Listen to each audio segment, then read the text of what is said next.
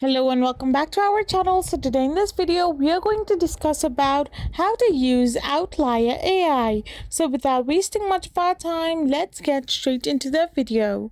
So Outlier AI is a platform that connects subject matter experts with opportunities to train and refine advanced AI models.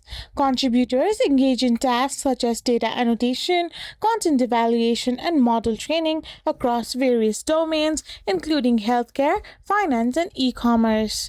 The platform offers flexible working hours and allow contributors to choose tasks that align with their skills and interests. So to use Outlier AI, you need to first of all create an account. Once you have created an account, you need to simply complete the onboarding process. So right after registration, you will undergo some process that includes setting up your profile and familiarizing yourself with available tasks. After this, you need to browse and select your preferred task and complete the task and submit work. Once this is done, you will be able to receive your payment as well. I hope you found this video helpful, so don't forget to hit that subscribe button and to give us a thumbs up. We will be back again with more informative videos.